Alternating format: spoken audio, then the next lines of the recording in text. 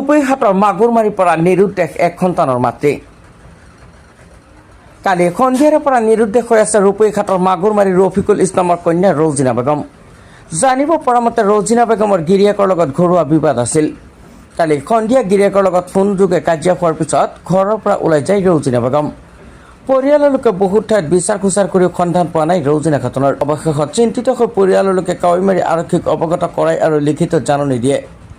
যদি কোনোবাই ফটোত দেখা এই মহিলাগৰাকীৰ সন্ধান পায় তেন্তে 9387082795 অথবা 9395002596 এই নম্বৰত যোগাযোগ কৰিবলৈ আহ্বান জনায় পৰিয়ালৰ লোকে। কি হৈছিল ঘটনাটো?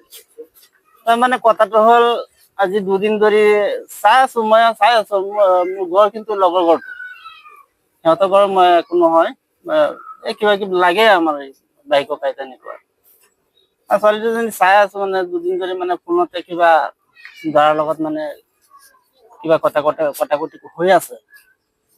এই ছোৱালীয়ে বোলে দৰাটো মানে কেৰেলাত থাকে, পইচা পাতি লৈ মানে পইচা পাতি নিদিয়ে নেকি ছোৱালীজনী, পইচা পাতি লৈ মানে কিবা কাজিয়া বন হৈছে মোবাইলত। কালি কিবা কাজিয়া হৈছে? ফোনতে মানে কটাকটি হৈছে, মই এইখিনিয়ে জানো। তাৰপিছত এই কালি দিনটো গ'ল, মানে সন্ধিয়া 6টা বজাৰ পৰা মানে ছোৱালীজনী নাইকিয়া হৈ গৈছে একদম আৰু তেনেকৈ। ঠাইখনৰ নাম কি? Magurmari 2 number ward. মানে সন্ধ্যার সময় আমি নামাজ পড়ছি পড়া সেরে এই ঘরটা কাপড় নিচ্ছে। পরে আমি জিজ্ঞাসি যে সেরি কই, পরে হ্যাঁ মা কইতাছে কসেরি হে ঘর ফুটতে রয়েছে। পরে আমার এই যে ছোট সেরি আছে যে ছোট সেরির স্যান্ডেল লইছে আর কাপড় চাপড় আগে যে সময় লইছেন যে এই কাপড় চাপড় পিন দিয়া পরে উত্তর বা গেছে আর কি। পরে আমরা আর বিচার পাইছি না। ছোৱালীজনীৰ নাম কি? রোজিনা বেগম। বয়স কিমান হ'ব? বয়স 30 হলো। বিয়া হৈছিল? হ্যাঁ, ক'ত বিয়া হৈছিল? বিয়া হয়েছে নারামারি।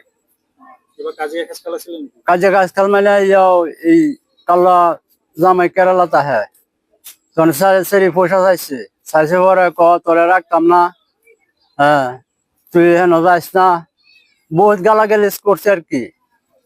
করছে পরে এই সন্ধ্যার সময় এই ঘটনা করছে সেটি, আমরা জানি না। আপোনালোকে কিবা সন্দেহ কৰে নেকি? না। আৰক্ষী থানাত কিবা জাননী দিছে? হ্যাঁ, এনটি আমি দিয়েছি। হয়, কি হৈছিলে আপুনি কি জানে? মই জানো মানে সিহঁতৰ ঘৰত মই কালি শুনিছো সন্ধ্যা সময়ত এই ছোৱালীজনী বিচাৰি ফুৰিছে। তাৰপিছত মই সুধিলো, কৈছে বোলে আমাৰ ছোৱালীজনী পোৱা নাই। ছোৱালীজনী পোৱা নাই, ক'ত গ'ল বোলে? জোঁৱাইৰ লগত সন্ধ্যা সময়ত ফোন কৰিছিলে। ফোন কৰাৰ পিছত সিহঁতৰ জোঁৱাই ছোৱালী এজনী আছে, সেইজনী জ্বৰ সৰু, সেই ছোৱালীজনীৰ লগত তাৰমানে পইচা বিচাৰিছিলে, পইচাটো দিয়া নাই।